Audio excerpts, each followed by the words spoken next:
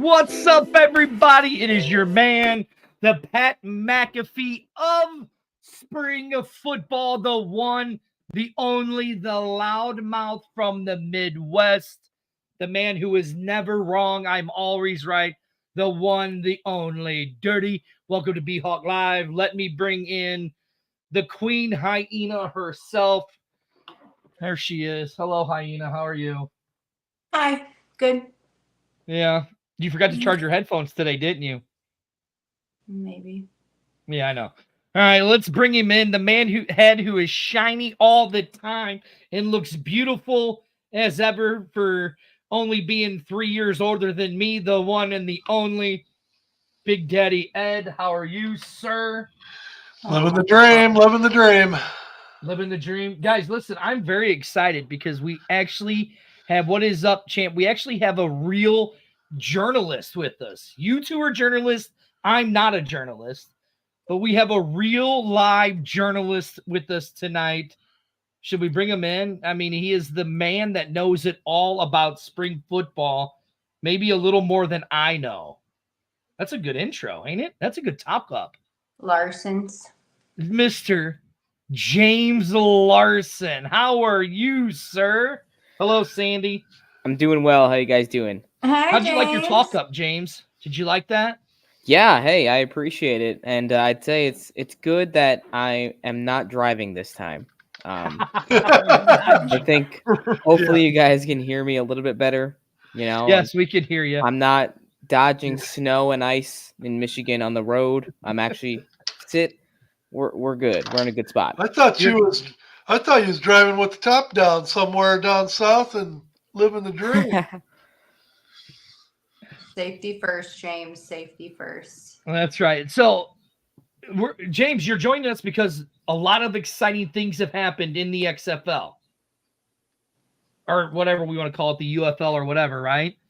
If I'm not mistaken, me and Arlington a few weeks ago, you reported today about the UFL and the rules that they're going to use in this iteration, right?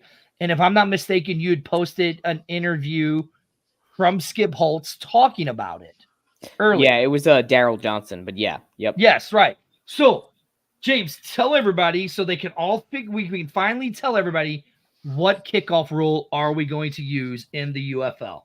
Yeah, so Daryl confirmed that it's going to be the USFL kickoff. So that's what's going to be used. The XFL kickoff is done. It's dead, which obviously a lot of mixed opinions about that. But the USFL kickoff will be taken over here for the UFL in 2024, which I guess it's good news that they're keeping a kickoff.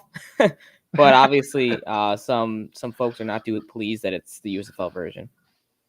Now, but I get it, but all right, Daddy Ed, I know you got something to say, so you might as well go ask him. The insider himself, ask him. You know you want to. Well, it just seems to me, I don't know, I guess I didn't pay close attention, but kicking off from the 20 just seems like you're going to really give the other team, after a score, you're going to give them quite an advantage where they start their offensive drives from. You're not kidding. So I tracked this past USFL season because it was something that really intrigued me coming into the year. I was like, you'd assume with it from being from the 20, we're going to see a lot different field position, and we did. So in the NFL, give or take around approximately the 26-yard line in recent years is the average starting field position. In the USFL in 2023, it was like the 37.5-yard line, which is basically giving teams an extra first down to start every single drive. So yeah, we saw, there's a lot of pros to the USFL kickoff, having it back at the 20. That means that we saw almost every single kickoff returned. We had over 91% of kickoffs were returned this past year. But yeah, it really gives the offense the upper hand because they're getting field position almost at the 40-yard line, like every time. Now, see, Larsens, you're right. You're right after Daddy Ed's heart because he's a numbers man. You're right after his heart with you giving those numbers out. Daddy Ed, what do you think of that? 91%. Well, those aren't good numbers though, because I mean 91%. No, I'm talking about it with today's kickers. holy crap, you give them the ball on almost the 40-yard line. You're talking about 2 first downs there in field goal range. Yeah. That is true. How do you feel about the kickoff rule? I mean, I like this kickoff rule. I'm not opposed to it at all. That's I like it. I don't know why everybody's mad at it for. Well, okay, so let's really talk about that. Why do you? I mean, here's why I think everybody. Don't you want to see people return the ball? Why would you want to see somebody catch the ball? Okay, commercial break. Well, I want to see them. I want to see them it's return the every single ball. time. Well, we had I in the XFL too. So I mean, I think where you see a lot of people upset about it is where the XFL really innovated the kick. It was completely different. I mean, it looked nothing like the NFL kickoff, which is partially why we are seeing the USFL kickoff involved, because Fox absolutely does not like the XFL kickoff. They did not want it, and they pushed really hard for their kickoff. So that was kind of a battle that Fox won on that side of things. At least that's kind of the vibe that I got from what Daryl Johnson said in the interview. But I do understand why people are frustrated, because the XFL kickoff was like one of the big bells and whistles of the XFL back in 2020 and here in 2023. So I can understand it. Can you imagine Darius Shepard right now? He's probably doing handstands, man, because he's going to be returning kickoffs with it. Oh, he's got to be pumped on that rule. That's for sure. I mean, we don't know for sure, though, if it will be from the 20-yard line. I mean, because in the USFL's 2022 season, it was from the 25. So I could see them go back to the 25 if they want to try to make the field position a bit more reasonable. But we'll see. Who knows?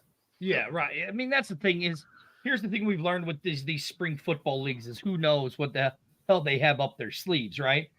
Now, I mean, like I said, I've been a big proponent of it. Daddy Ed and the Hyena have been very unproponents of it. They've yelled at me and screamed at me, Larson, so maybe you can help me out. I think the reason why they're going more with the UFL rules for the kickoff is they wanted to align more to the NFL game to get that player to the next level. You're 100% right. I'd say that would be the main.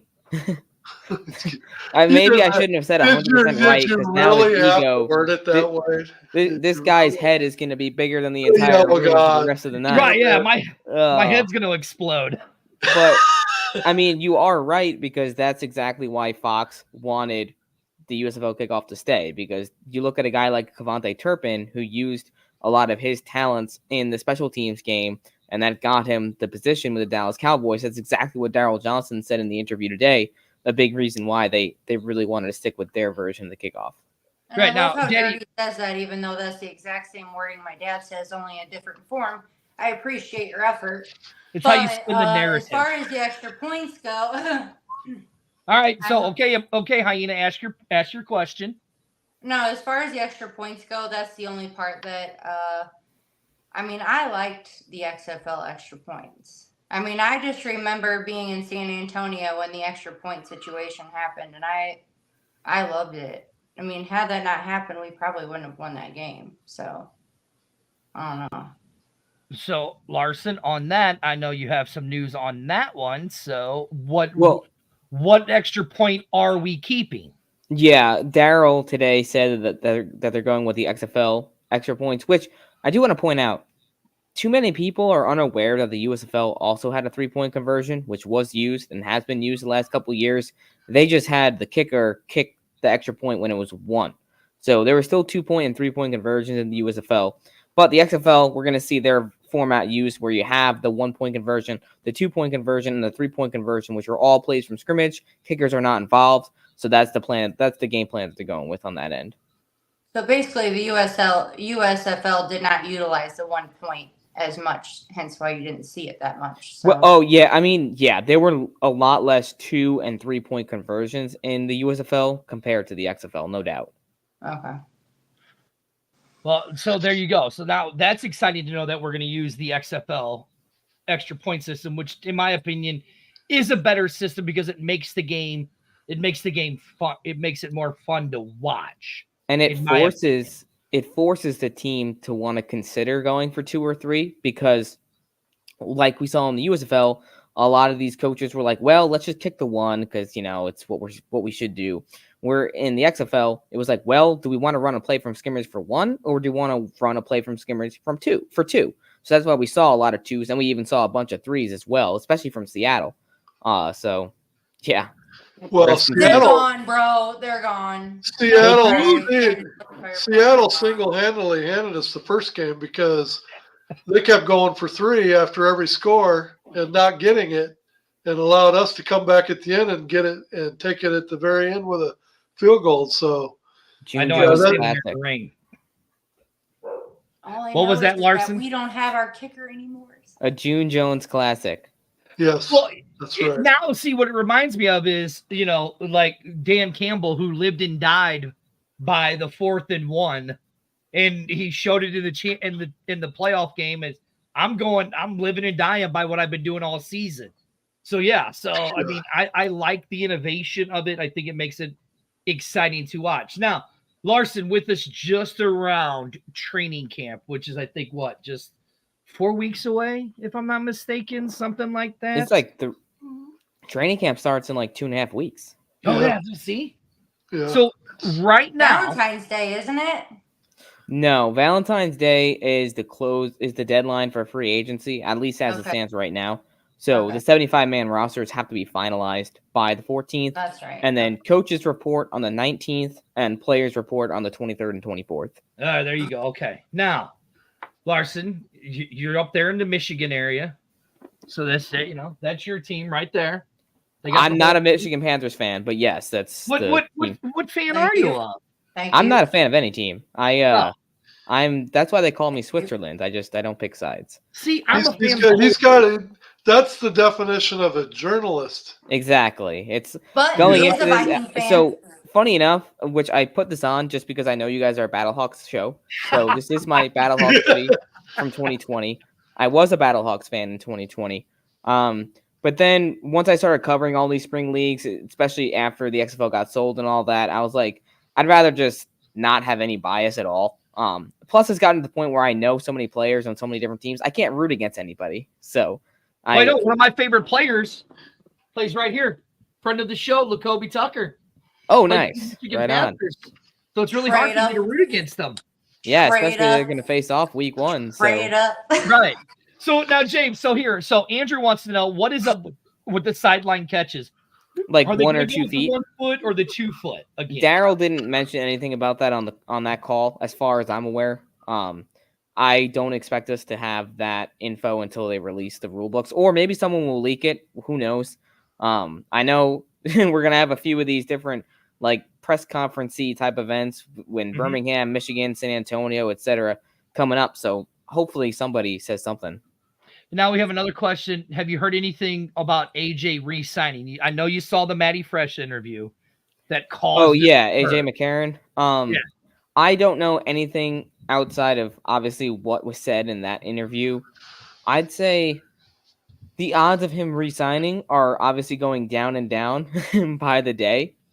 And one would think that if he was coming back, he probably would have already re-signed at this point. He's had those conversations. He's been talking with the team. He's been talking with the union. So I don't know. It'll be interesting to see what happens there. But you got to imagine we literally have 1 week until the deadline. Anthony Beck is going to have to sign another quarterback very soon here if he doesn't get AJ back. Because you do not want to go into camp with just 2 guys.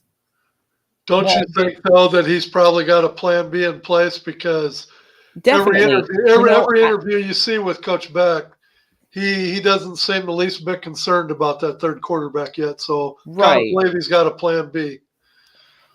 I definitely agree with that. It's just like time is ticking, and at the same time, you have unlimited roster moves right now where teams can sign somebody and cut them like within a day. Like, it doesn't really matter. So I am a little curious as to why he hasn't just signed somebody yet, because guys are being taken off the board. We're seeing other teams pick up really good talent. So it's like at some point he's going to have to make a move to prevent another team from getting somebody. Well, I got to believe Joe Flacco is still available, right?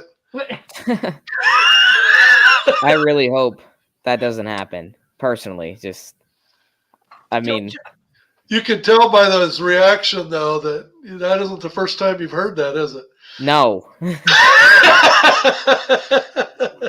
I'm not a fan of that at all. More so, like obviously Flacco would probably be arguably the best quarterback in the league. It's more of like he's had his time. He has the Super Bowl. Like, let's get some of these young guys a shot, But that's just I mean, yeah, there already is a Flacco in the league. We already do realize it. There already is Joe Flacco's younger brother is in this league. So maybe Tom Flacco gets. I mean, San Antonio has 5 freaking quarterbacks right now. Just trade Tom Flacco to St. Louis, and here you go. That'll solve all the problems. Sign Tom Brady. Oh, yeah, we can use Fox Sports contract, the contract he has, and hopefully they put a little something in there like you have to play at least one game in the UFL. Maybe, you never know. That would be sweet. I would take that. Okay.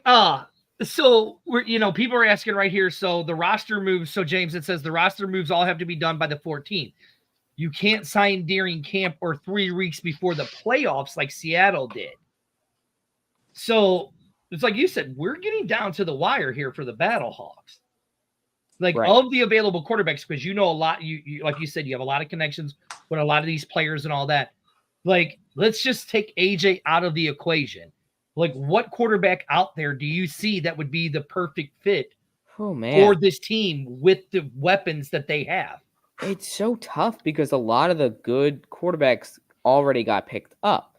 You look at some of the names that went in these past couple drafts, like Jalen McClendon. He's in D.C.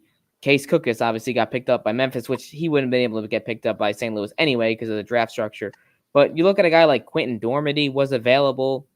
You look at some of these other quarterbacks who have signed in the offseason, like Tom Flacco is a great example of that. Chase Garbers. There's several guys that came to the league. Now, my honest take is that there is a chance we could see a trade or see a guy get released and get claimed off waivers because there's a couple of these teams that have a pretty stacked quarterback room. So we'll have to wait and see. I also have a feeling that, Coach Anthony Beck really likes to target guys who were on NFL practice squads. So I could see him bringing in somebody that was on a practice squad over the last year or so. But we'll see. We'll see. It seems like they're dead set on trying to get AJ back. And I don't know if that's where they should be putting all their focus. But so, Larson, did you happen to see the post that I did the other day from can't think of his name right now. Yeah, from Dave Bowler. That he had a certain individual over at his house. I don't think I saw that one. It was up there. It was a Syracuse quarterback. Oh, what he posted to Instagram? I did. I saw his Instagram post on that. I did. Mm-hmm. What are our thoughts about that? I mean, who happens to have a QB over at their house just to have a nice dinner, if you will? Right. I mean, you obviously that there's a potential one right there. What was the quarterback's name again? Give me 2 seconds. I have it right here, and I'll pull it up for you. It's right here. I have it. Give me a minute. Okay. Right here. This is courtesy of Dave Bowler's tweeter. Right. It's Caleb Welch of Syracuse. Caleb Welch was hanging out with director of player personnel Dave Bowler. Now, I mean, is it possible that we're not seeing a guy because the draft is going to be here very, very soon in the NFL draft, right? And is it after the season starts? March? Oh, yeah, never mind. Dirty's an idiot. Now, Larson, I know you know a lot of these college guys and stuff. Like, what is this? Well, what's up with this kid, Clayton Welch? Well, I'm looking at his he's pretty young. He's only a sophomore, at least from what I can gather. Just saying. So, I mean, I found that my little guess golden is, nugget, everybody. You're welcome. Dave's a guy that obviously has been at a lot of different schools, and he's worked at Syracuse for some time, from what I know. So I'm sure it's someone that he was already connected with. I I don't have any inside information on that straight up. Let's just say I didn't tell you it's so. something to I monitor didn't for tell you sure. so. But Right. if the Caleb Welch that I'm looking at is the same guy, I doubt we'd see him in the league this year because he's a No, sophomore. this kid is Clayton Welch, is what Dave Buller said on his from Oh, Syracuse. Clayton, not Caleb. Clayton, yeah, Clayton Welch Oh, well from Syracuse that helps things is a little bit. who Dave Buller. Ah, okay. That makes a little bit more sense. Yeah, because if I'm not mistaken, he's a senior, correct? Let's take a look. I think he's a senior. The joys of doing live. Right, Larson? You're not used to he's out of Clayton Welch is Larson, out I of don't college at this stump point. you very often, Larson, okay? But let's just say, where's that little dum dum dum dum dum? Excuse me. I think I did that today to Larson.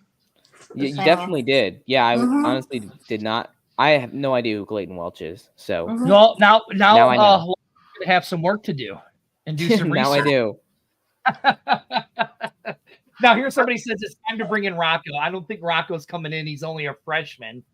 But I mean, Yeah, no, 100%. That's something that I was already thinking about. Is like I can guarantee you in like a few years, as long as the BattleHawks are still around and this league is still kicking, that's a storyline to watch. all right, okay. Now I'm glad you said that because there's people chiming in about the AJ interview and stuff like that. And I know that Daddy Ed and him had talked about it on the bottom line. Larson, let me get your opinion on it. How does this look? I mean, we all know that I'm not an AJ fan, but I respect him for what he said and how Nobody he stood up. cares. Why did you have to say that? Like, Just relax, woman. Let me finish. That he spoke out for the players. You know, he used his name, spoke up, and said, "This is kind of ridiculous what the players are getting paid." Do you think that it's a bad look, or do you think they need to relook at this pay structure to bring in the better quality players to help this league survive longer? You know, that's such a multi-layered topic because obviously the union is doing everything they can to get better leverage and to get more pay, but they also can only do so much. And they've been put in such a funny position because it was the USFL who was unionized and not the XFL. So now like they're trying to combine. They've had this whole process of taking the XFL players under their wing. And really it's been at the end of the day, you know, I don't think we can expect a lot from the league themselves on when it comes to giving players things. You know, the league right now is focused on let's just get through season 1. Let's make sure our financials are in check. So I feel like they're okay with seeing a couple bigger names walk because there's still so much talent. I mean, the fact that they went from 16 to 18, it's like it's insane how stacked these teams are already. So I think the league itself will be in good shape either way from a talent perspective. And yeah, you know, at the end of the day, if you give one guy a little bonus or you give this guy, let him negotiate, then it opens up a whole can of worms, and then everybody's going to be doing that, or everyone's going to want to be doing that. So it's such a murky gray situation right now. Especially this late in the game. It's kind of hard to reinvent the wheel when you're getting so close to the season. So exactly. That argument that he brought up should have been an argument that was brought up in September, October. You know, right. I mean, at the time though, you couldn't bring it up because they weren't merged. It was business as usual. Yeah, that's true. That's all they kept saying. I hate that so much, especially now you're that the gonna merger went reinvent through. the wheel. I'm sorry, but how long ago did the merger come out? And when did we just get the schedule? And when does the season start? I'm sorry, but anything is still possible at this point. So for you to say that reinvent the wheel at this late in the game, I don't agree with that because anything can still change right now. Really. Well, Larson. Yeah, I see your point. But I mean, we are a week away from free agency closing and 2.5 weeks away from training camp beginning, which is when a lot of these guys are going to be signing their official contracts. So funny enough, as far as I'm concerned, the CBA isn't fully negotiated yet. So there might be a couple more tweaks we see on that end before the season starts, but it's not going to be anything major. I mean, most of those negotiations have already been finalized. I thought that I read that Ta'amu was exploring the possibility of coaching in the college level. Did I hear that right? Have you heard anything about that? I haven't heard that specifically. I know he's been considering quite a few different things, so that might be one of them. Tom was a guy that obviously is looking for more pay, and rightfully so, based on just the way he's played the last couple of years. So that's something that we'll just have to wait and see. But there's a week left for this guy to resign. So, oh my God, I love Jersey, James. I've said this enough, so please help me on this.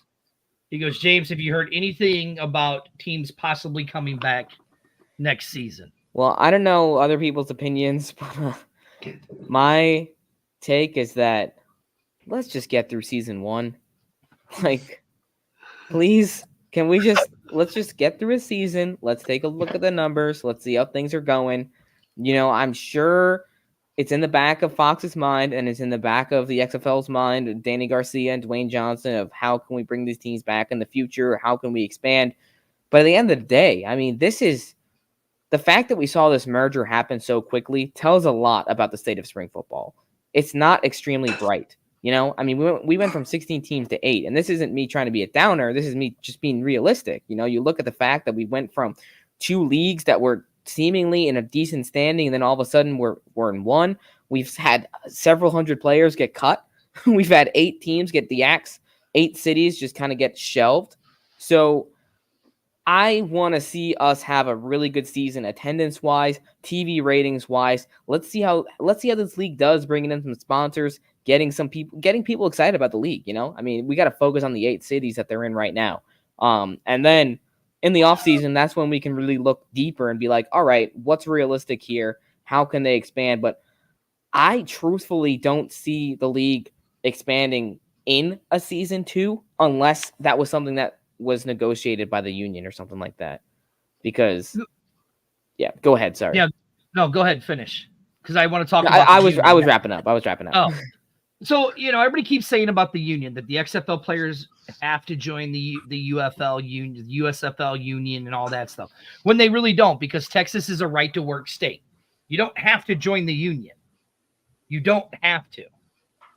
I mean, so explain that to people. The XFL players, if they don't want to join the union that the USFL has, they don't have to join it. Am I right or am I wrong, James? That is such a good question, because we've heard both. We've heard from AJ that they have to join, and we've heard from a couple USFLPA guys who were like, no, they don't.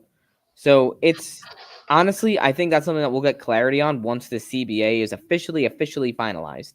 So honestly, and when it comes to the union talk, I probably shouldn't say much until it's actually done. Just because, again, there's so much going on behind the scenes with that. It's a touchy subject. Well, the only reason why I say the union stuff is because I've been in enough union negotiations, I've been to enough union meetings to know what states are right to work states. And Joel, please elaborate that I'm wrong, but I'm not on this, because Texas is a right to work state. You do not have to join the union if you don't want to. You get all the union representation. You just don't have to join the union, pay union dues. That's what right to work means, and that's what Texas is a right to work state. So, James, now let's talk about it. We got week 1. Week 1 is out there. If you need to see, look right here behind me. Home teams, away teams. What game are you most looking forward to? And just because you're on a BHawk show doesn't mean anything. I mean, I feel like obviously the hype is going to be the opener between the 2 champions. Those are the teams that right off the bat, you're looking at it and it's like both of them have so much to prove because of all the smack talk and all the chatter we've had between the 2 leagues and all of that the last year and a half. So I'd say that one's definitely the biggest one, just because, again, it's the 2 champions. Personally, Joel, though, I'm so excited for all these games. It's right. What was that? Joel says I'm wrong. It's not wrong. It's right. Trust me. I do think Michigan and St. Louis is going to be a great game. I'm really excited for that one because you've got 2 teams that were really talented last year, but I feel like neither one lived up to the expectations that they had for themselves coming into the season. Obviously, St. Louis had a 7-3 record, but they didn't make the playoffs. And then meanwhile, Michigan was 4-6. They snuck into the playoff because their division absolutely sucked. But I mean, I mean, it's the truth.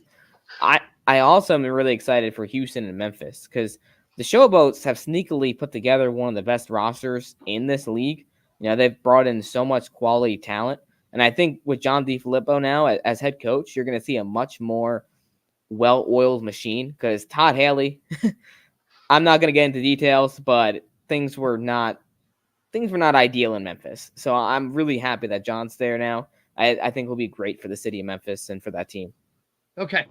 Guys, again, listen. Oh, Daddy Ed, you help me because you've dealt with union stuff, right?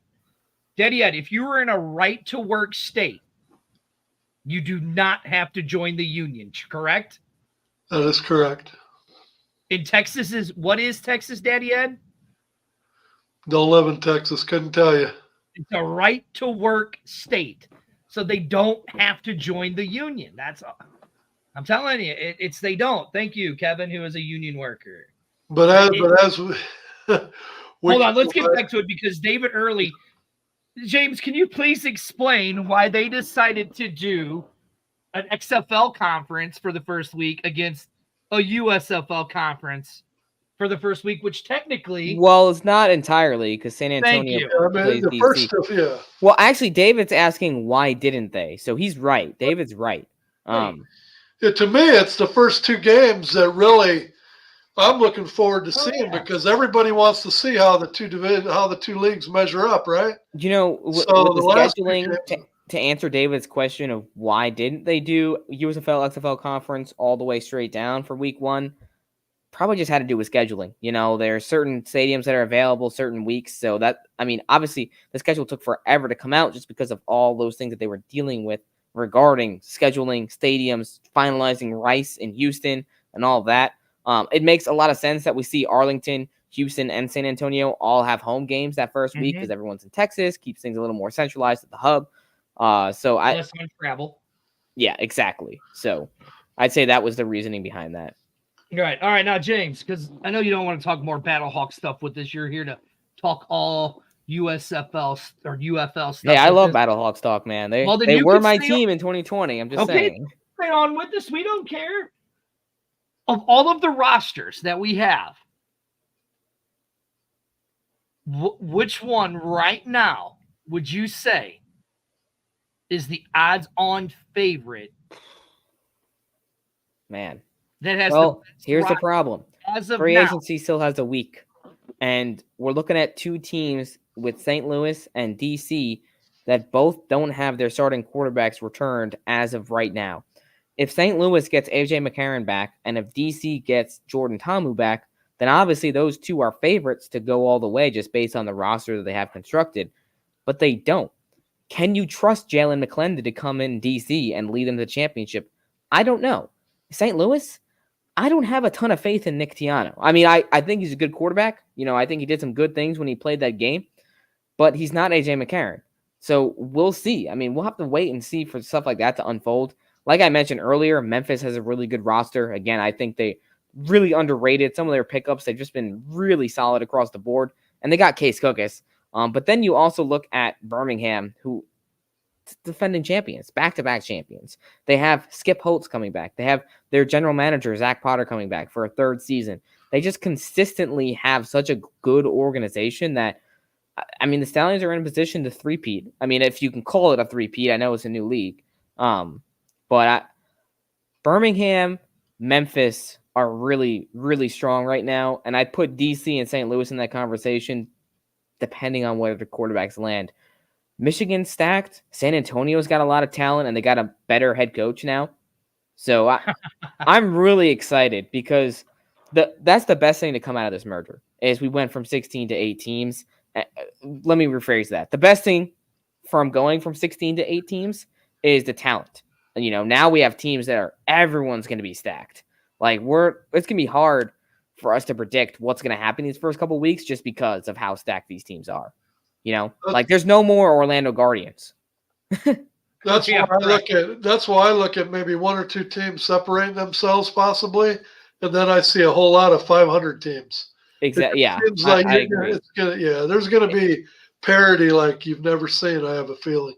I agree with that. And, a lot of it's going to come down to quarterback play. Are some of these guys going to live up to the hype? Like a guy like Adrian Martinez, who signed with the Stallions, is he going to be able to play at a level that Alex Magoo did last year? Or you look at a couple of these, like Quinton Dormady, who's obviously a talented quarterback. He had some good moments with Orlando. Now he's in San Antonio. You look at guys like him or some of these newer guys, Tom Flacco, Chase Garbers, who came into the league in San Antonio. Training camp's going to tell us a lot. So I'm looking forward to just getting there, and then hopefully we'll have some more answers. Now, I'm glad you said that because, Daddy Ed, you brought up a point of the kickoff rule. So let's go back to the kickoff rule because I just now noticed you have your DS11 shirt back there. Absolutely. So because Shepard led the XFL in 2020 in punt returns. So, James, with that being said, and this new kickoff, does the BattleHawks might have the best punt returner in this league out of the 8 teams with Demarius Shepard? I mean, he led the league in 2023 in kickoff returns. Yeah, Darius Shepard. I mean, that guy obviously I always say it wrong. Yeah, it's all good. That guy was obviously one of the best in the league, and he did some of the same stuff in the USFL back in 2022.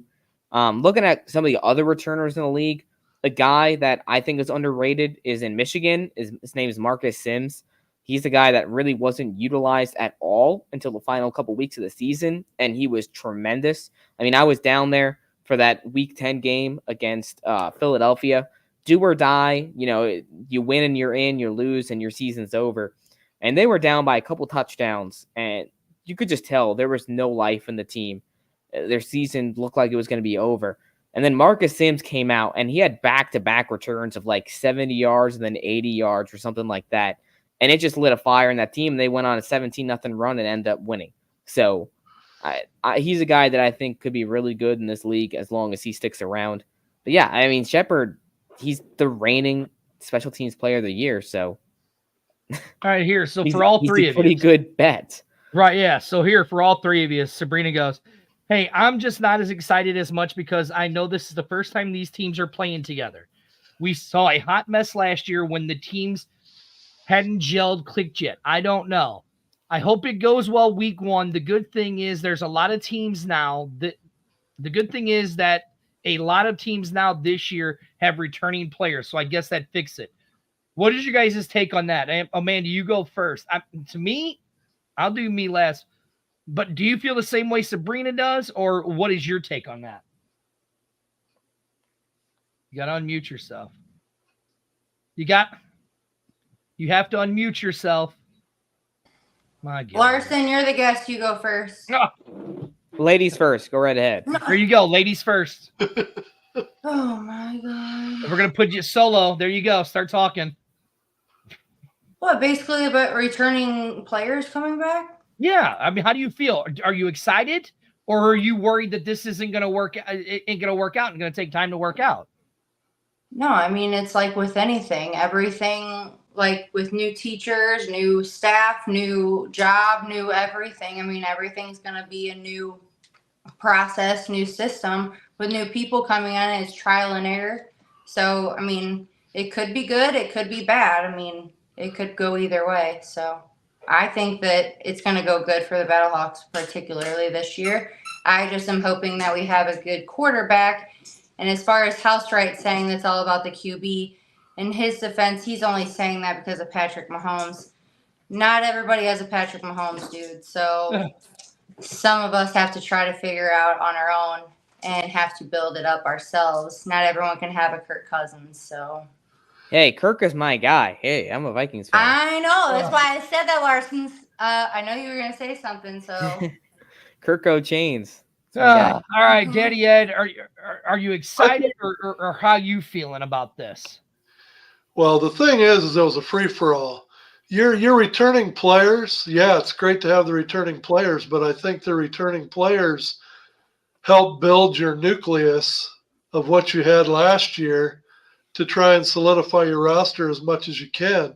But let's face it, everybody that's been added since then with these drafts and free agents and whatnot, it's all a push to bring in the talent that's going to make your whole roster even better. So I just look at the returning players as building your nucleus, but they're still looking for those diamond in the rough that's going to separate them from the rest of the teams. All right, Larson, what's your take on that? What Sabrina said? Yeah, I think Sabrina brings up a great point because as we've seen, whether it's the USFL, whether it's the XFL, a lot of these teams, they have to figure it out because they don't play preseason games. There's really not much of an exhibition at all. And training camps have only been like a couple weeks, a few weeks. So it hasn't really given these teams time to gel. Now, the thing that we saw in the USFL this year is there were a few teams who had, obviously the USFL played a second season. So you had a lot of teams that came back. You had a lot of players that came back to their teams. So there was a few organizations where right off the bat you could see like, wow, especially like Birmingham's a great example of that. Like they were just firing on all cylinders right off the bat. So I think this year, thankfully these teams for the most part have most of the same coaches. You have a lot of the same players coming back. I think it's going to be a bit of a challenge for some of these teams. Like Memphis is a good example. John DeFilippo's coming in. You've got a whole new system there. San Antonio, Wade Phillips now is there instead of Hines Ward. But like I said, you do have a lot of these players coming back. And we saw in both those scenarios, Memphis, they went and got a bunch of players from the New Orleans Breakers, which is who John DeFilippo had coached prior. Same thing with Wade Phillips. He's bringing in his staff from the Houston Roughnecks, and they went out and they were able to pick up a lot of guys from that team that went 7-3. So the good news is we have training camp that's like 4 weeks or something now. Ed, will you quit laughing at our guest? How, James? I apologize for the way that Big Daddy Ed is acting over there. Hey, don't worry about it. I apologize. I wasn't laughing at him. James, I'm enjoying the banter. Is all. Right. Here's how I look at it. We should always be worried every single year when these teams start playing, because the goal is for these guys to get to the next level into the NFL. So this is going to be a constant rotating system of players in this league. So I have a feeling it's always going to be like this in this league, where we're going to be, it's really going to depend on the coaching staffs. How well can the coaches get these players to gel and how fast they can get them to gel? Yes, Hyena. I hate when you call me that.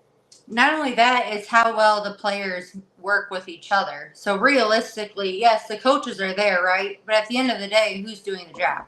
The players are doing the job. Who calls the teamwork? The players are the teamwork. So if they can't work together, if they can't mesh together, then nothing's going to happen.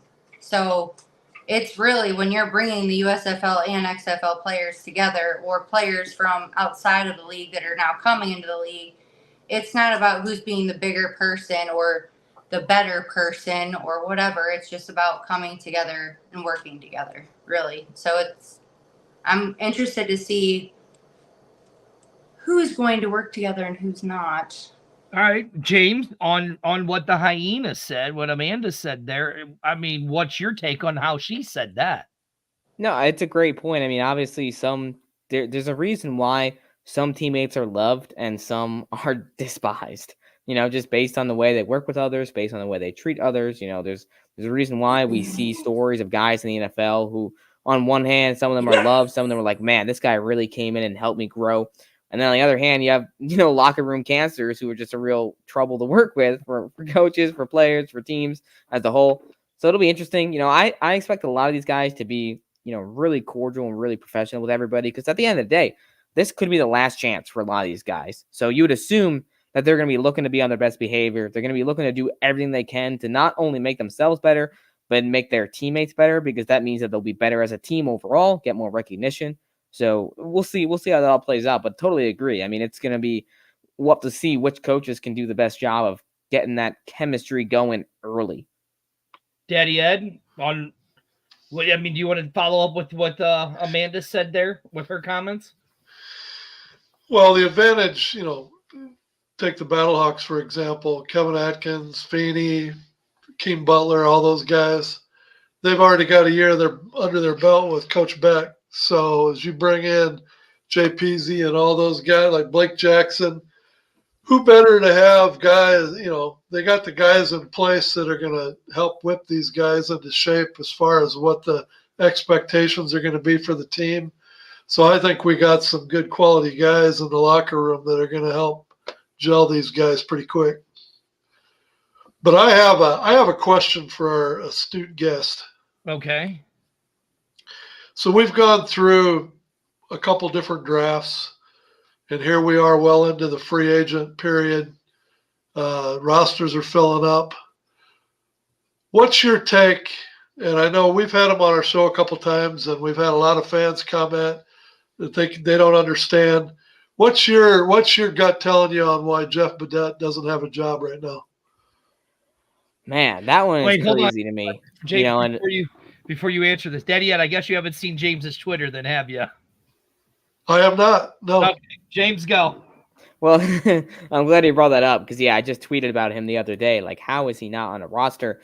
And He's his truthfully, biggest advocate. it's probably one of those things where there's some weird politics behind the scenes that we just don't know about. Just from my take on it and just some other people's comments on the situation. Like, there's no reason why he shouldn't be on a roster unless there's something else behind the scenes that we simply don't know about. So, I mean, there was that little instance of him leaking a couple of things a few weeks ago, or not a few weeks ago, it was probably several weeks ago now, before the merger had become official, just some things about from the XFL side of things, which granted, in my opinion, if that's the reason why he's not in the league, that's BS. Like, that's so stupid. I truly don't think that's why. I think there could be other reasons behind the scenes that we just don't know about. But that was one thing that came to my mind because it's like, truly, I mean, the guy led the Vipers in the receiving yards and touchdowns. He was electric the whole year. He was dealing with a quarterback carousel. Luis Perez, Brett Hundley, back to Perez, back to Hundley, back to Perez. All right, Perez is traded. Now you got Jalen McClendon. Like, the dude balled out every week. So I'm sorry, but if AJ can go on and say what he said on social media, but yet he can't put things out there that he did, I don't understand. Control your that. dog, woman. I mean, those two things were quite a bit different, though. I mean, AJ was talking about the union, just talking about the league's leadership, where Jeff went out and posted a private email. So it's a little different, but I see your point. So here's the scenario. So let's just call it what it is. Say the league did get together with the teams, and maybe we won't call it blackball, but I'll call it blackball. Let's say that for whatever reason they're making the push that they're not going to bring them on their roster to teach everyone a lesson as far as you have to be trustworthy to be on a team, blah, blah, blah. Okay, fast forward to week 2 of the season, and you know what injuries can do to a team. Suddenly Right. They lose their star receivers, and they need somebody. Who's going to blink first? Because at the end of the day, you can have an agreement until there isn't one. So I just find it hard to believe that at some point in time he's not going to be in the league for somebody at some point. I totally agree. I could see him coming in during training camp at some point if there's injuries, if there's guys that aren't living up to expectations. So we'll see. I just hope to see him land somewhere because, Jeff's a great example of it. There's so many guys, though. It's like that's been the toughest part of the merger for me is, a lot of the guys that I know, a lot of the guys that I've helped and worked with the last couple of years that, like, they earned their roster spots and now they don't have them. So, like, it's kind of crazy how that all went down, but it is what it is. And now we're heading towards March. So, All right, yeah. here I got a question for the panel here. So Brock says, I do agree that the NFL needs us as much as they need college kids need us for a jumping board. Listen, I think that the spring league is for those guys who are like the 4th, 5th, 6th, 7th rounders, undrafted free agents that need just a little bit more film to make it to that next level.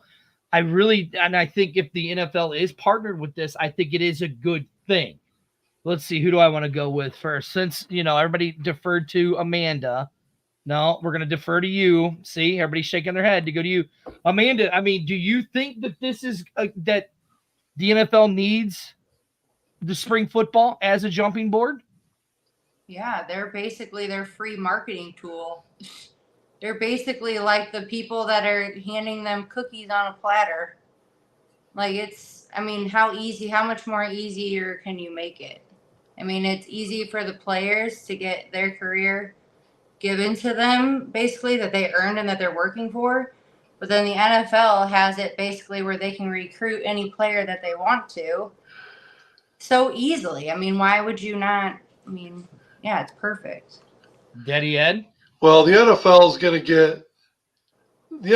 to pretty much get any way they want anyway, because they've got the dollars on their side. They're going to get attention. I mean, why is everybody's ultimate goal to play in the NFL? You'd like to think you just have that drive and you have that competitiveness that you want to play with the best. But don't kid yourself. More times than not, it's all about the money. So does the NFL need the spring league? Well, it's an advantage for them to see more film on certain players, but at the end of the day, that's what their practice squad's for. So if they really want to look at players, they can do that. As long as the NFL has such an overwhelming advantage money-wise, they're going to pretty much get who they want no matter what. So, I mean, I think you got practice squads sitting out there, a lot of players sitting on practice squads that got to be getting pretty discouraged that have any kind of competitive drive to them at all. I agree with Coach Beck. At some point in time, these players that are sitting on practice squads need to finally bet on themselves and take a chance in this league to get some film out there that maybe is going to catapult them into something more than just a practice squad dummy. James, you deal with a lot. I like that point. James, you deal with a lot of these players and talk to a lot of these players. I mean, do you think, like, as he says, we need to call him Brock a Boomer? I'm sorry, we gotta call him Brock a Boomer or Boomer. Do you think that the NFL needs these spring leagues to help this out to make it go? I mean, I guess the NFL doesn't need spring football to keep doing what they're doing, obviously. But I think spring football has proven itself to be a really valuable platform because we've seen hundreds of guys go to the NFL. And really, at the end of the day, this league is really trying to position themselves as a developmental league. It's so much different than it was back, decades ago, where these leagues popped up to try to compete with the NFL. Like, it's so clear that the USFL and the XFL were both trying to work with the NFL directly. So I think something that can go under the radar a little bit is that the NFL was kind of keeping their hands off a little bit because we had the USFL and the XFL, and they were kind of like, all right, let's see which league falls first, and then maybe we'll think about working with whatever league remains. And now that they're merged, and now that they have the firepower of both Fox and ESPN and everybody behind both the USFL and the XFL, with the exception of NBC, of course, now you're in a position where the NFL could be like, all right, we see this platform, we see the potential it has. Now it's time for us to actually invest in it, move it forward, and make it so it's a direct pathway to our league for these players. It's something that Daryl Johnson had talked about at this past USFL championship during media day. Him and I were having a conversation, and he was mentioning how it would be great to have some sort of pipeline in place where teams that they have a guy that's on the practice squad that they know isn't going to get any reps. Send him down to the UFL, send him down, let him play for a year, let him play for a couple of years even if needed, so he can develop, so he can get that game film, and then he can head back up to that team, right? Because a lot of these teams, they're afraid to let go of their practice squad guys, because if they do, then there's a good chance they don't get them back. But if they could develop some sort of relationship, some sort of agreement there, where let's say the Philadelphia Eagles have a guy that they want to send down, and he ends up on the Michigan Panthers, plays there for a couple of years, then that guy can go back up to the NFL, and Philadelphia would have first dibs on him. And, of course, if they don't want him, then, of course, he can go somewhere else. But the Eagles would have his rights, basically, held for that entire time he's in the UFL. So it's something to think about. I don't think it's anything we see anytime soon. But down the road, as long as UFL keeps building up steam here, I think we could see something like that happen. So okay, listen though. At the end of the day, like what Housewright was saying, that the what did he say? Something about how right spring football, whatever, Yeah, I'm calling bullshit on your bullshit, dude. Sorry, because the NFL had to come from somewhere at some point, and the NFL wouldn't be the NFL if. I mean, it had to start somewhere. Same with the Well, I spring mean, he's football league. It exactly had right, to start though. somewhere. I mean, it wouldn't be what it is today if it wasn't for something else. So, sorry, I don't agree with it. He says he I likes. mean, I totally agree with his point, though, because, yeah, I mean, without the NFL and just basically with the way modern spring football is, it needs the NFL at some point. Yeah, but how did eventually. the NFL become the NFL? Well, that was like that was before my time, so I understand, but again, like I'm saying, Do you know how did the the NFL NFL become the NFL? Do you know how the NFL became the NFL? They got owners, and that's how it happened. And that's why speaking we have of, it today. I mean, that's something that definitely could come to fruition. Now, but I mean, the like, UFL look, at like some right point. here, Sabrina brings up a good point. She brings up something right here. Does anyone think that perhaps there are players that just want to play for the UFL? Oh, Or do you think 100%. everyone wants to get to the league? I mean, I know that we had Jeff Badet on, and he says, I think I'm coming to a point to where I just want to be the best spring football player out there. Right. These guys just want to play, a lot of them, I mean, a lot of these guys are just trying to continue their career and make money and make a living from playing football. So obviously the ultimate goal for a lot of these guys is to get to the NFL. But a lot of them, they're so grateful to just be playing football, Daddy Ed? Yeah, And so here, I'll finish it. It says some of these players have even played on practice squads, and they're played for NFL teams.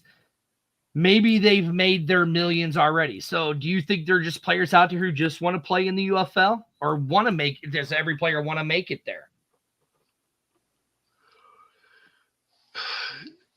so much. Again, you have to talk about money. I mean, when you talk about Jeff Badet coming to the realization that he wants to be the best he can be in spring football, yes, but I'm sure he was saying that when he talked to us months ago. He was talking about that in terms of the XFL contract being what the XFL contract was. They were making more money in the XFL. Now with the new contract that they're under and the amount of their salary has gone down quite a bit for some of those guys. Is that still realistic? I mean, can like AJ talked about the housing allowance, not being able to make enough or not being able to find a place that the housing allowance is going to cover. So now it's costing you money out of your own pocket to play in the league before you even get to salaries. It's costing you money out of your pocket to play the season. So with the salaries going down as well, is that still the same goal for some of these guys? Can playing just spring football be enough? I highly doubt it. So here, I mean, the good doctor says here, he goes, I'm sure that some of these players who are realistic and know they're not NFL caliber and can accept the UFL as an option B. I think that there are, I'll give you the prime example. And all three of us know who this player is. There was a little player that played in a little arena league. He was cut by a team. And then yet now he is a Hall of Famer. What's up, Wyatt? A man named by the name of Kurt Warner got a chance playing for the Iowa Barnstormers and got a chance. I think the NFL is set up for people who have a system, if I'm not mistaken. If you don't fit the system, you don't make the NFL. This is what makes the USFL so much better, is that it gives the players a chance to make it to where they need to be. That there might be that diamond in the rough that can make it in the NFL, like Turpin made it. I mean, we saw that, if I'm not mistaken, what was it? Over 80 players signed from both leagues made it to practice Over squads. 100. Yeah. Oh, over 100 made it to practice squads. So the NFL needs this team. Oh because well, they didn't all make it to practice squads, but they at least were Well, I on mean- a team during preseason and all that. Yeah. right. So the NFL needs these players for an 18-week or a 24-week season. They need these players to fill in for injuries and stuff like that. They need a league like this to keep players healthy. They need to partner with the XFL or the UFL. I can't keep saying that. That's just my take on it. I don't know about anybody else. Yeah, see? No, I agree. I mean, I think, the NFL is going to have to really weigh their options, and I think the UFL really needs to get through a couple of seasons here and really prove themselves and continue to keep doing what they're doing, because then that'll allow the NFL to be like, okay, this is legit. This is actually going to stick, because the NFL has seen the recent history of these leagues coming and going. So, they're not going to want to partner with a league that they can't fully trust.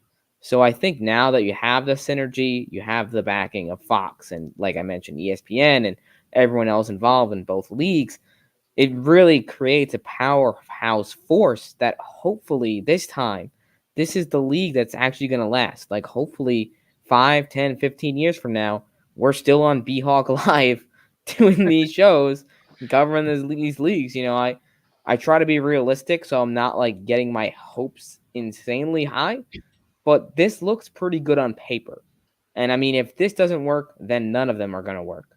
So, it's going to be a process, but I do completely agree that hopefully we see a partnership at some point.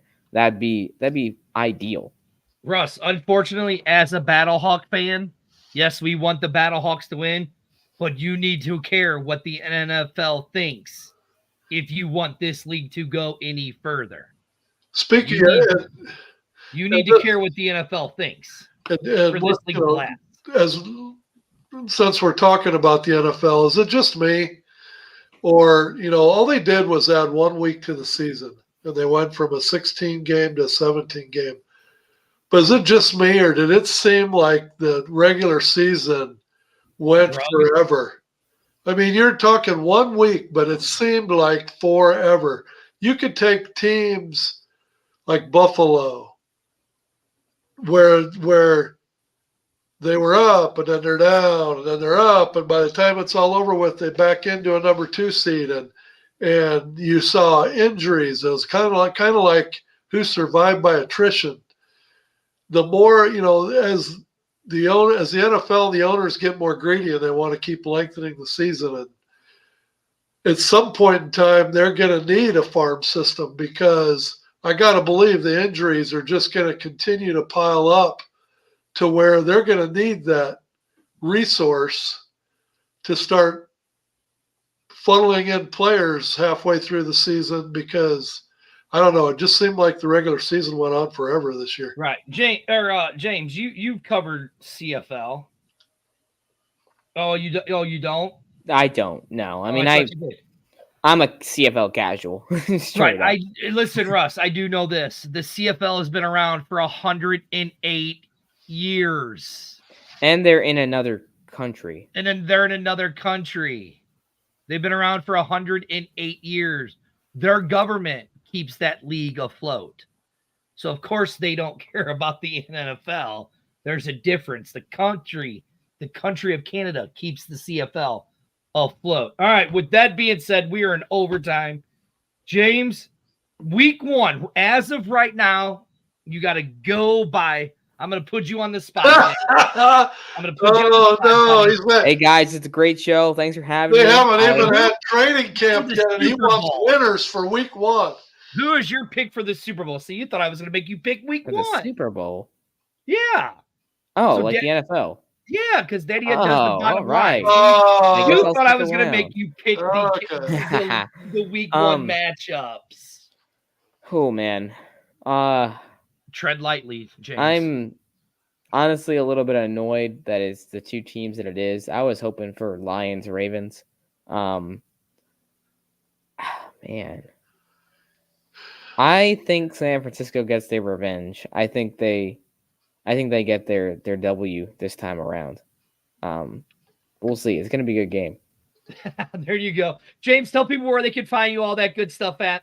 Yeah, so I obviously work for the Pro Football Newsroom, so all my articles, a lot of that stuff's going to be at pfnewsroom.com. Also, run a couple of shows on the PF Newsroom channel around the UFL podcast, and then on Twitter, you can find me at James Larsen PFN, James Larsen LARSEN PFN, and Instagram James Larsen Official. So that's I think. Oh, yeah, I just kicked James out for some reason before I said bye to him. James, I think you need to change it to the great James Larsen. Nah. Insider I don't have enough room for that. I think James, Twitter only gives you like 15 characters or something like that. All right, buddy. Thank you for joining us. I do appreciate it. And where are you going to be week 1? I don't know. I'll break that story soon. Well, James, listen, I can give you a heads up. I think 2 people on this show might be here. Oh, all right. I will take that into consideration. This area here.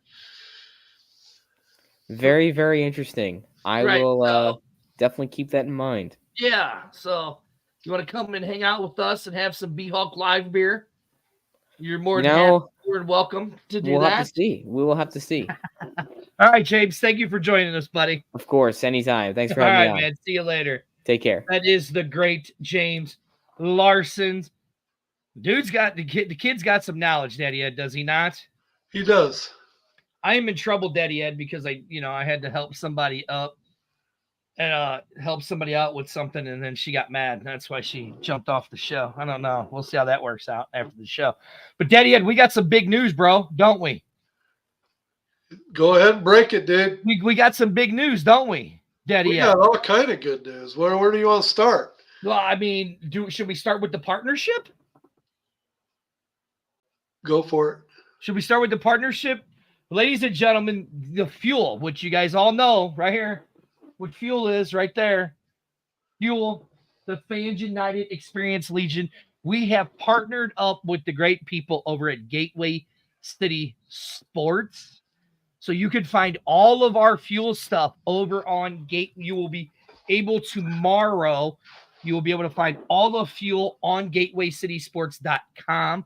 So that is a big, big deal. I am really, really excited about that. And if I'm not mistaken, somebody sitting right there is going to be writing articles. I can only imagine how long-winded those are going to be. I'm gonna have to reach out and grab my journalism degree and start putting it on paper, baby. Oh man. So yeah, look for the bottom line to be Gateway City Sports also. That's right. We're going to be Easy E and myself are probably going to be writing some articles and looking forward to that. Going to have to try and figure out how many hours there are actually in a day. Might have to sleep sometime, but yes, Brock Boomer, we were going to be there, but now we are going to be in Memphis for their meet and greet this Friday. The BHawk Live crew will be in Memphis for their meet and greet. Am I right, Daddy Ed? That's where we're going on Friday, right? Absolutely. We're making the track down 55, and we're going to start drumming up that support for the I-55 series and getting that rivalry started. You know, and you only play once a year. You got to get it.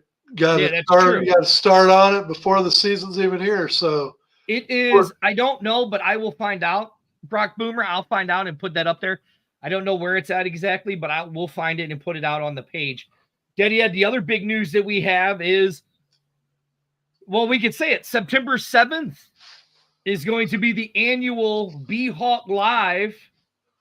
Yes, Big Papa G, you are already going with this. I already talked to Daddy Ed. Big Papa G is going with us. Or what, you want to go to Memphis too with us? If he wants to go to Memphis, oh yeah, he can be in for that too. Yeah, call me after the show, Big Papa G. But Daddy Ed, September 9th, we are redoing. September 7th. September 7th. We are redoing September 7th on your calendars, everybody. It's the 5 to 9. second annual Wild Sun benefit. And what's going to be exciting this year is we're going to let you, the fans, decide what the charity of choice is going to be for that event. See, So- I'm glad you say that, Daddy Ed. I'm thinking we should do some kind of kid charity. That's what I'm thinking. Well, whatever we decide, Big Papa G is going to be a big part of it. So, Well, yeah, as you see, he's there. And then what else do we got going down on Wild Sun that same month? Make a wish. Okay, that we can do same Make a month, wish. add 14 days to it. September Children's 20, Hospital. Hyena, come here. September Hyena's 21st. Mark September 21st on your calendar. That will be the Wild Sun Customer Appreciation Hog Roast, where Big Daddy Ed and all my crew that help me, without a doubt, each and every year, we've been doing it now for probably 7 years, 7 years now. The annual hog roast is September 21st out of Wild Sun. Customer appreciation. So mark that on your calendar. September. And then there's another event coming in June on Well, yeah. And I'm going to. For those of you who live under a rock and don't know yet. Well, here, somebody's going to announce it. What? The June 16th event. They can't hear me. Yes, they can. They can hear you. Daddy Ed, can you hear her? I can hear her loud and clear. Get on camera. Get on camera. Come on, say hi. I don't know June 16th. You talk about it. No, June 15th. What are we doing June 15th? Championship weekend. Hi, everybody. Sorry. Everybody, For those of you living under a rock that don't know this yet. Oh, Daddy Ed, look at that. Or a back to school drive would be great because it's that time of the year. Yes, we could do that. But the championship game will be in St. Louis, June 15th. 16th championship game, Daddy Ed. Is the championship game. I thought it was on a Saturday. Isn't it Saturday the 15th? No, it's on a Sunday. Our event right here that we're still working on is going to be June 15th. We're going to do another little mini charity event on June 15th. And it is going to be Wayne here. I'm going to give you some dirty speculation. The championship game is going to be June 16th.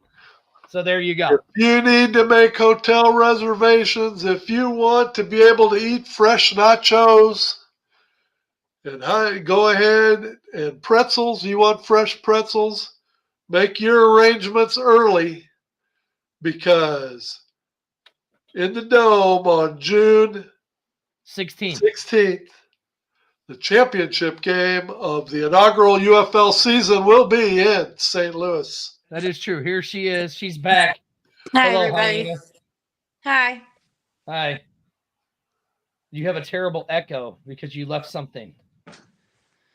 That's because you're in the room. Because I was in the other room. Anyway, I just want to say bye, everybody. Sorry I had to leave the show, but yeah. We were so professional to the end of the show, Ed. Mm-hmm.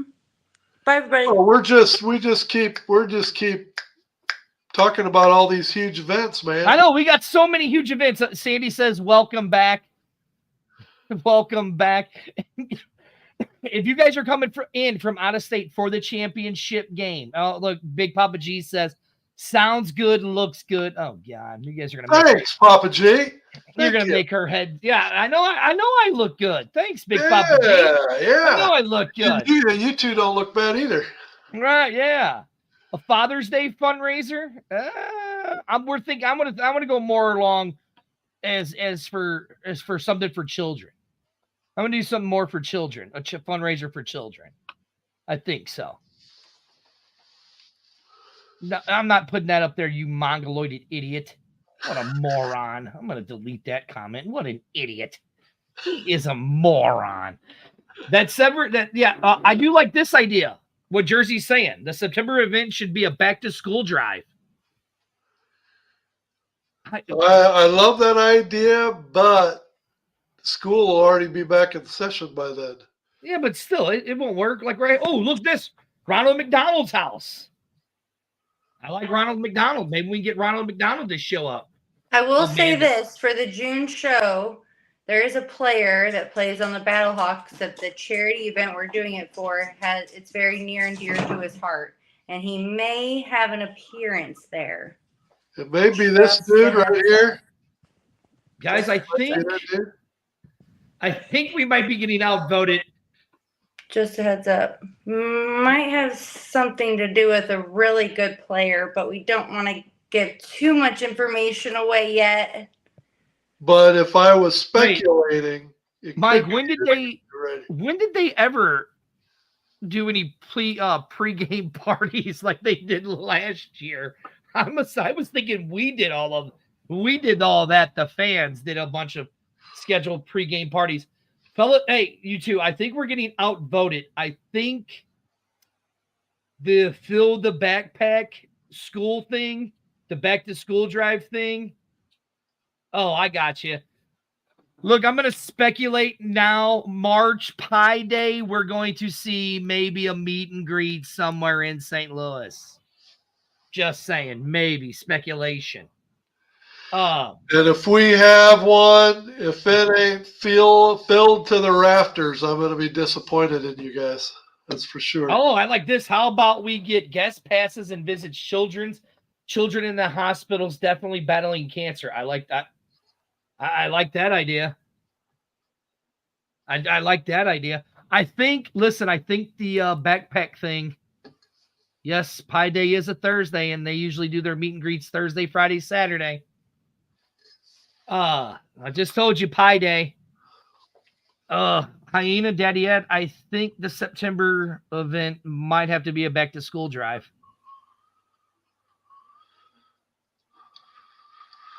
I'm thinking that's what everybody seems to be putting out there. I like it. It's a fantastic idea. I just don't know if school's already in session. You got to have your supplies on day one. So okay, yes. Here's my proposition. Okay, everybody out there, we love all of your ideas. Love every single one of them. So here's what I propose: if you can send me or Dirty or Daddy Ed an inbox of what your favorite charity event would be. Whoa. Stop the clock for a minute. Rewind the tape a little bit. You know, can we have a show where you don't interrupt somebody for just I just want to do one of those game shows for just to see how long can Dirty not interrupt somebody for and just literally hit the time clock. Oh my God. Just take out two of the names that you said on inboxing. Take out two of the names and just put one name in there. Okay, everybody, you can inbox me. Thank you. Amanda Ployer. You're not friends with me on Facebook, Instagram, or Twitter. You can find me Amanda Ployer. So yeah, just inbox me and let me know what your favorite charity is or what you would love to. And then we'll do a poll on the page and we'll decide that way. That way it is from you all, the fans, because that is what our page is, right? We love to hear from you, the fans, and get your guys' all your opinions. So we would love to have your feedback. Just saying. Unlike some people, big-headed over here. I listen. Here's the best part about it. No matter what they send, you know who's going to get final veto power, right? Thank you. So with that being said, we know who gets final veto power around this mother. This is the BHawk Live. I am one of your hosts, Dirty. And me always. Here we go. Look. Oh yes, and Big Papa G still has some tickets. We are sitting in section. What section are we sitting in Hyena? For the BattleHawk hat. What section are we sitting in?